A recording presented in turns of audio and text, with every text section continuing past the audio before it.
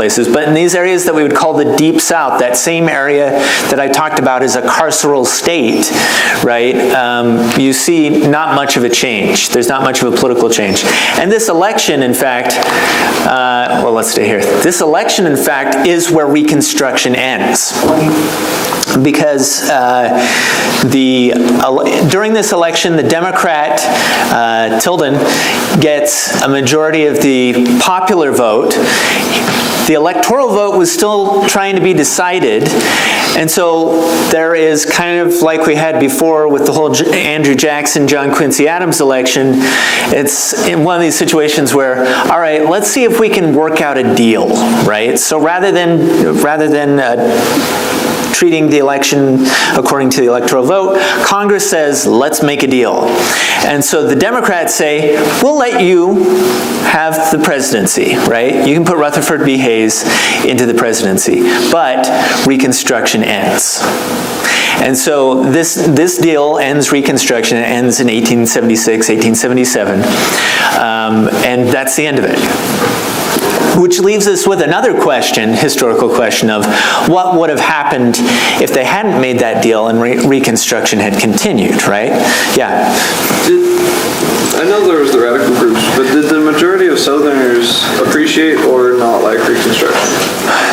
What race of Southerners? That's a good question. Whites. White Southerners, no, they hated it, right? Yeah, I mean, it was... Yeah, it was widely hated, right? It feels like an occupation. If somebody comes in and occupies you, right, as a military force, right, you're going to resent it, right? There's no way around it. And we'll see this again, right? The sort of dangers of punishing the losing side. We'll see it again after World War I.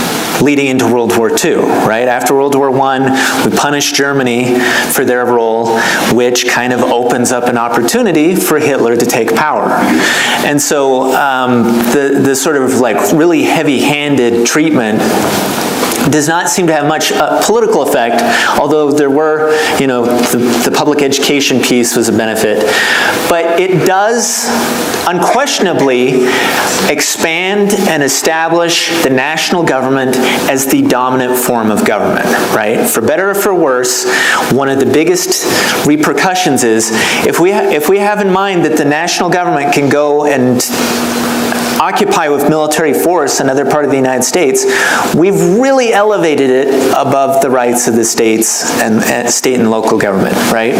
And so this is sort of, depending on your view, the downside or the huge downside or the huge upside of what happens during and after the Civil War, setting aside issues of slavery and those sorts of things. All right, so I wanted to return to this guy. We talked about him a little bit last time, Jay Gould and his partner Fisk. They were the ones who stole the money and kind of ran off with it. They were printing stock to get the Erie Railroad and kind of steal it away from Vanderbilt before he could seize control of it. They ran away to New Jersey and had it incorporated there and all that sort of thing. Well, Gould was a crazy guy, all right? He was a financial genius, and he used it just purely for mischief, right? And so he had this idea, which basically said, because we now have a national paper currency, and that is what we rely on primarily, and it's not 100% backed by gold, right? The federal government would keep a certain amount of gold in reserve just in case it needed it, and because it was the currency of international trade. But for the most part, we're operating off of paper money at this point. Then he kind of said, well, what would happen if I managed to corner the market on gold? Right? So what if I controlled enough gold and that I was able to drive the price up of gold? And he thought, well, the effect of that would, besides that I would own a lot of gold, which is kind of nice, is that it would drive up the price, or excuse me, drive down the price of any product that is traded primarily with paper money, with greenbacks. And that included agricultural goods like wheat. And the reason, if you may remember, why Vanderbilt wanted to buy the Erie Railroad was because it was the one that sort of fed stuff from the heartland into New York, where it could get on a boat and be sold in the international market. So Gold develops this elaborate scheme to basically go steal corner the market on gold, trick the federal government into not releasing any gold in order to bring the price back down, just so he can lower the price of wheat so that people will use his railroad more because there'll be more demand for his cheap wheat in Europe. Okay? Does that seem insane enough for everybody? And so he does this, and he actually succeeds. He goes, it just so happens that he had a friend who happened to be Ulysses S. Grant's brother-in-law, who was president at the time, former general, is president at this time, and Grant has anyway, his brother-in-law was the Secretary of the Treasury, right? So he's kind of over money. And so Gold starts just sort of writing this guy checks, right? Just, hey, I think you're great. Here's $1 million. Later, I'm going to need your help, right? And so over a series of time, he uses this brother-in-law to sort of convince Grant that if anything should happen, the federal government should just, with regard to the price of gold, that the federal government should just let it ride and see what happens, right? And he even got the brother-in-law involved, right? So he gave him $1.5 million worth of gold. He used about 12 different brokerage firms so nobody could trace it all back to him that were all buying gold and driving the price up. And meanwhile, he had convinced Grant, through his brother-in-law, that, yeah, they should just let the price rise. But eventually, it reaches a point where it gets high, really, really high, and something has to be done, and Grant does release some gold into the market, the price drops, and this is our first real Black Friday, right? So this was our first real sort of stock market crisis was the day that all this sort of fell out, and the biggest victims were the wheat producers because the price of their products did drop dramatically and didn't recover quickly, and it had a huge repercussion. From this one crazy guy, right, we wind up with basically a stock market crash in 1869. And he's indicative of these sort of speculative investors, right? These people who don't have any real moral rules guiding them. They just see a crazy opportunity and they pursue it during this time period. Now, I talked about the concentration of power moves to the national government in this time period. But at the same time, we have to remember that the economy and everything about this time period runs through one city. I heard it. New York. New York, okay? All right, so New York is the heart of the Gilded Age. And controlling New York is really, really critical to everything you need to do.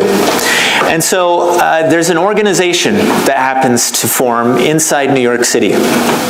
And people like Gold and Fisk and JP Morgan and all these guys who make all this money with their different schemes and investments and profiteering and so forth have to, or largely have to operate through this one weird local political organization called Tammany Hall. And Tammany Hall is led by this guy right here, Boss Tweed, who is sort of the most famous corrupt politician in American history.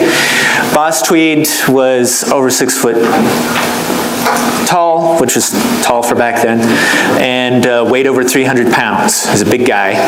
And he just kind of looked the part of a corrupt politician, right? I mean, look at him. And he ran Tammany Hall, which was basically what we would call a political machine, meaning he and maybe a couple other guys, but primarily he alone controlled the whole thing, meaning if you were all part of his constituency, which were poor Irish immigrants who had come to New York City, then you voted in a block the way that Boss Tweed wanted you to vote, right? So when you voted, you all showed up together and you all voted for the same candidates, right? And he controlled this machine in a very careful way. It also represented their interests, right? So you're a poor immigrant. You show up, you have nothing, you have nowhere to go, and these guys show up and they're like, hey, do you need a job? Do you need a place to live, right? And they just kind of lead you into being a part of the organization without you even realizing it. So some operative of Tammany Hall helps you find a job or helps you find a place to live, and then from that point on, you're part of Boss Tweed's machine, right? You vote the way he wants you to vote. When he needs a favor, somebody to go run something to someplace else or whatever, you do it, right? Now, Boss Tweed gets represented in Harper's Weekly, important magazine, in a lot of cartoons, in what was referred to as the Tammany Ring. And it's this idea that, well, yeah, Boss Tweed's kind of at the top of it, but look, hey, it could be any one of us, right? So who actually did it? So you've got all these guys kind of pointing to each other as, he did it, right? And you can never quite pin down who is actually responsible for any one bribery or crime or whatever that occurs. This is actually a fairly common system within a corrupt local political system. So I used to work in Rhode Island. I think I've mentioned this. I worked in government in Rhode Island. Rhode Island is one of the most corrupt states in the nation. And in the city of Providence, trust me, it's one of the most corrupt, I can promise. Trust me, in Providence, the capital of Rhode Island, they had a mayor called Buddy Cianci, right? Now, if that doesn't sound like a mafioso name, I don't know what does. But Buddy Cianci was mayor of Providence, and he ran a ring just like this. He had a political machine, and he was able to control it very well. And then the feds, this isn't that long ago, this is like during the 90s. Then the feds come in, crack down, arrest him for racketeering. He spends some time in federal prison. When he gets out, he's re-elected mayor. Okay? Then he was mayor for a while. He gets arrested again, thrown in federal prison, comes out, and he does not become mayor again, but he does get a radio talk show and he remains behind the scenes the major political force within the city of Providence. Now, why would people go and re-elect a federal convict who had stolen money? And the answer is that Cianci actually got things done. Right?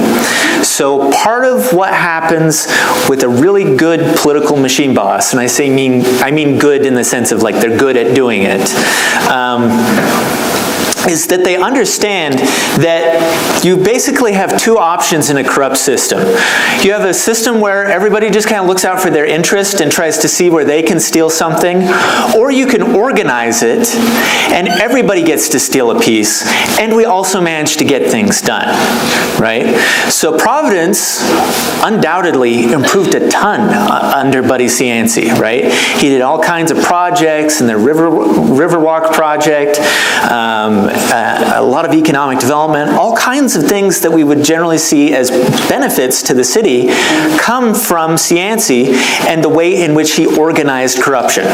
All right, so our friend here does the exact same thing. Boss Tweed does the exact same thing in terms of organizing this ring of corruption that gets things done. It creates jobs. Central Park. This is Central Park back in the day. Central Park was created in part because of the way in which Boss Tweed was able to move around money, right? Without him, there probably would be no Central Park.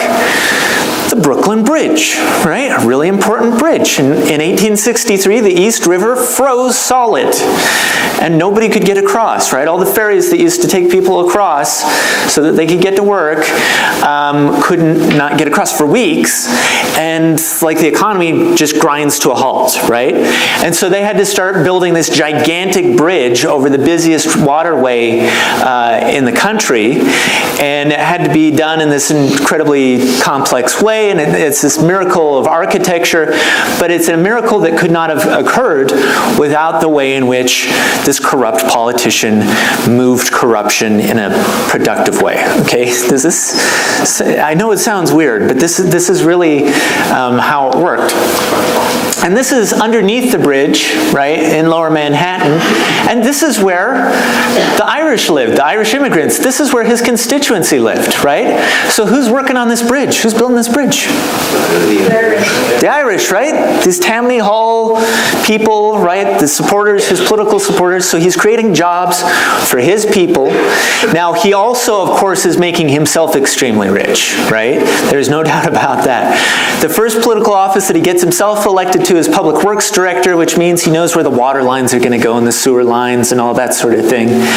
And when you know where the sewer lines are going to go before they go there, then you know where land is going to be valuable, right? So if you know, all right, we're going to run a line over there in the next couple of years, then he would go and buy all of that land, right? And then once it started, people wanted to develop that land, they had to go and develop it, buy it from him, or he would develop it and make money off of it. Thomas Nast was the cartoonist for Harper's Weekly who would draw these cartoons, and week after week after week he would draw cartoons of depicting Boss Tweed as this corrupt guy, right? Here's a lovely example, okay? Right, so he's just all these pictures of him either as a Caesar or an emperor, or lurking in the shadows, controlling everything, right? And eventually, right, Boss Tweed hated this because his constituents, for the most part, could not read, but they could certainly look at a picture and know it was of him and that it was not depicting him in a favorable light.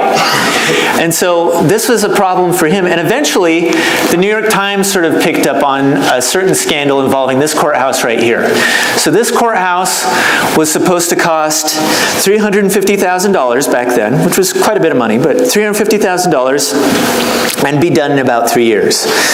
12 years later, it had cost $12 million, and money was still pouring into it, right? And so people were like, what is all this money going to?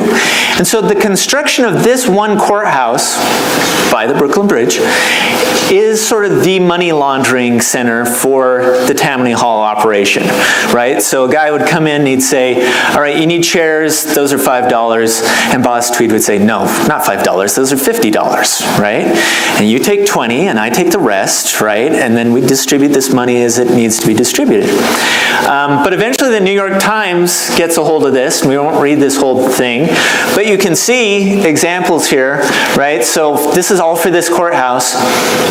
On July 2nd, right, for the period October 18th through November 23rd, 1868, we're paying $42,550 in public dollars for furniture. And it turns out that on July 16th, we need to pay another $94,000 for furniture, right? Furniture. This actually goes on to a huge list on the next page. I just gave you a little chunk of it, right? But this was how he was laundering money. And once this gets exposed, he gets thrown in jail, right? He gets thrown in jail. A lot of the criminal charges were eventually dropped, but then he was sued in civil court. All of his assets were taken away. All the millions of dollars that he had pocketed were taken away, and then he is thrown in prison again. He actually escaped for a little while, escaped to Spain, but thanks to all the pictures that had been painted of him, drawn of him in Harper's Weekly, the Spanish authorities recognized him really easily and got the reward, sent him back to the United States. And he died in the Ludlow Street jail, which he had built, right? So he dies of pneumonia in one of the buildings that's built by his ring. And of course, the removal of Boss Tweed does not end Tammany Hall. It just means that some other guy takes his place. But what's interesting is that the people who do not get touched by any of this are the people who make real money, right? The respectable people. So gold, right, is, if you go and look at the list of the 20 wealthiest Americans who have ever lived, you'll find gold, the guy who cornered the market on gold, on that list, right? He was worth, in today's dollars, I think he was worth about $80 billion, right? And guys like that don't get arrested, right? It's guys like Boss Tweed who wind up getting arrested and pulled out of the machine, but the machine continues to exist.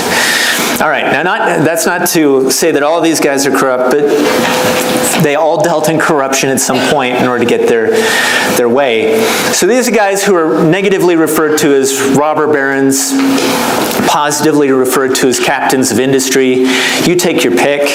Rockefeller, by far the wealthiest, he found a way to standardize street oil for the oil lamps and made a ridiculous amount of money. I believe at his peak he was worth about $250 billion in today's dollars. Cornelius Vanderbilt that we talked about, he was steam engines, steamboats and railroads, worth about $200 billion in 2017 dollars at his peak. Andrew Carnegie, worth about, I think, 100 billion, 130, something like that. At his peak, he was the captain of steel, right? He created Carnegie Steel. And then J. Pierpont Morgan, the guy that I talked about, the profiteer. There he is at the end of his life, okay? People always think this is a knife. This is just the armrest on the chair, but it reflected it in a way that, was sort of symbolic, right? Morgan is a fascinating guy because he was the captain of finance. He was the deal maker. He created all these deals. He brought companies together and investors, and he shaped the economy. Like, people were terrified of Morgan because they said he ran the American economy, right? Like, if he decided something wouldn't happen, it wouldn't happen. And if he decided it did, right? That was the way that Morgan worked. He created a number of companies. He created U.S. Steel. He created what would become AT&T. He created what would become General Electric, right? Like companies that we still hear about. And of course, there's still a bank named after him, right? So he was this guy who moved all these pieces together. When he died, though, he was only worth, in today's dollars, about $68 billion, right? Yeah, only, right?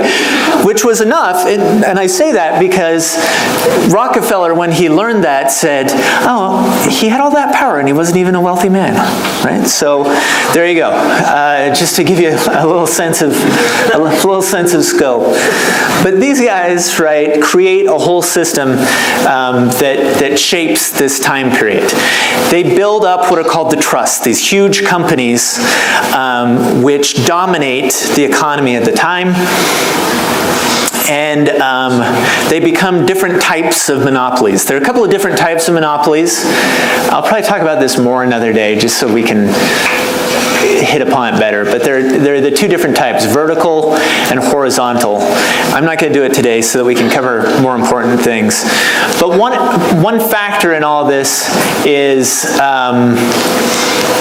is something that we need to talk about. So let's do a quick iClicker quiz.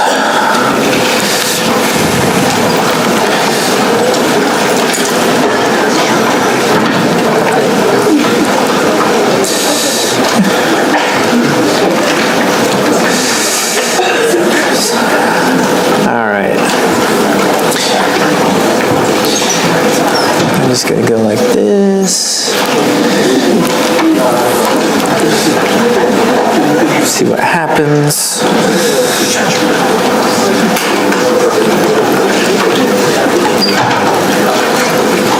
Does that show up? All right. Read through that. I know it's a novel. Matt wrote it, okay? You can blame him. But the question is, which of these was a motivation for factory workers to unionize during the Gilded Age? Irish-American workers were inspired by the stirring words of Mr. Dooley, a beloved Irish-American New York bartender. B, novels about poor working conditions opened factory owners to the idea of unions. Or C, factory workers unionized to combat poor working conditions, long hours, wage cuts, and other general issues. So this is from the readings, focusing on sort of what comes next.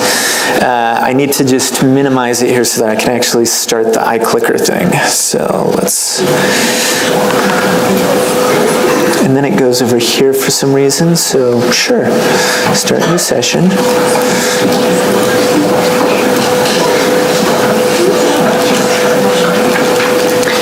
And we're going to open it up. BD is the frequency. And go.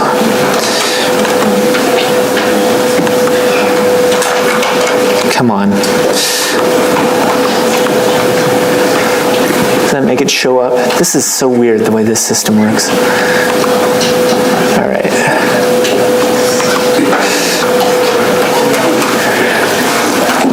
Okay. We'll do, I don't know, a few more seconds on this one.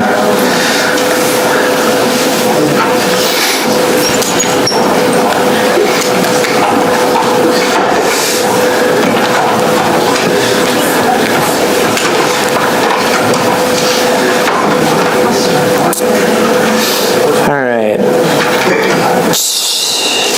10, 9, 8, 7, 6, 5, 4, 3, 2, 1. Submit your answer, and we're closed. Okay. So the answer is? C. C. All right.